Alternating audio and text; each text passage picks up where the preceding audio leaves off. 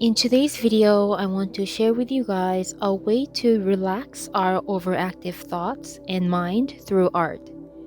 This has helped me ease that inner voice that comes from fear, like judgment, self-doubt, criticism, the need to control, by connecting to my body, my intuition, and becoming more aware of internal sensations.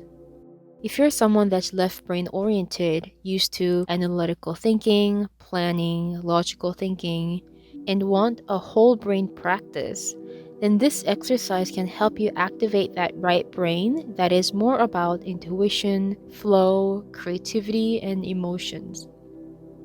In this exercise, we'll be using model magic.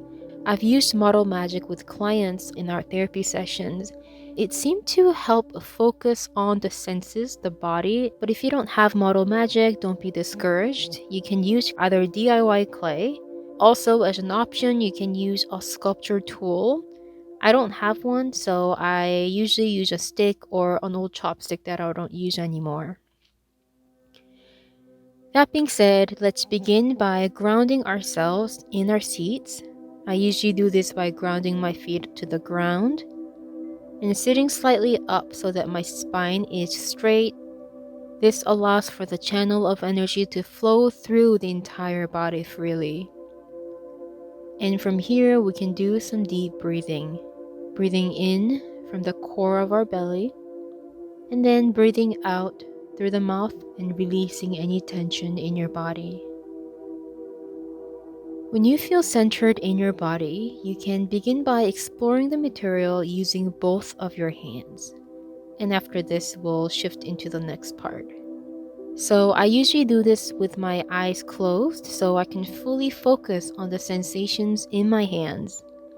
Sometimes it can be difficult to focus on the sensations when we are too focused on how it looks. You can be playful and really explore the material. So I'm trying by pressing it. You can stretch it and feel what happens. You can also squeeze it, even pound onto it, and notice that sensation. Twist it, pinch it with your fingertips. This is about paying attention to the process rather than creating a final product. So as you do this, notice any temptation to turn it into something, and you can let it pass. As we tune into the sensations, sometimes emotions might come up in the process. And when this happens, I usually allow it to flow through in this process and let it be as I continue to engage in art. I've also had memories come up, even childhood memories. This can be because as children, we process information through our senses until we are able to express and process them fluently using words. So pre-verbal early experiences are stored in our right brain, and we can access them through sensory art like this. That being said, if any memory surfaces, I honor it for coming forth through this art and have it be a part of this creative process, and maybe reflect on it through writing later on. So you can continue to play here. When you feel ready, I invite you to feel with your fingertips and your hands the form and the texture of what you're holding. And from here, keeping your eyes closed, see if you can turn this into something. It can be an animal, a person, a thing, perhaps into something that it reminds you of. Just trust it and flow with what comes up for you. You can continue in this process. Again, remind yourself, with our eyes closed, it's really difficult to make anything perfect. So this can be a great way to practice letting go of control and flow with what unfolds for you. When you feel finished with your work, you can open your eyes and just add a few final touches to the work if you feel that it needs it. So I'm adjusting the shape a little bit and adding just a few details. And as you do this, notice any thoughts or temptations that comes forth.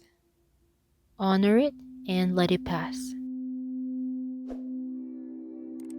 Now we can move on to the reflective writing in our journal.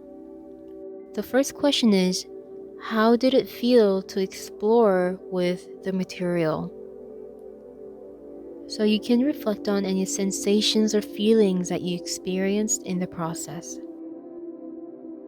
As the second question, I invite you to reflect and write about any other experiences that you had during the process, such as any emotions that came up, memories, so really anything that came up for you that caught your attention. As the third question, you can give your sculpture a name or a title. You can further reflect on how you feel after this activity if you would like. I hope this video inspired you. If you would like to see more videos like this, you can subscribe to this channel. I usually create healing art videos every week. Thank you for being here, and I'll see you next time.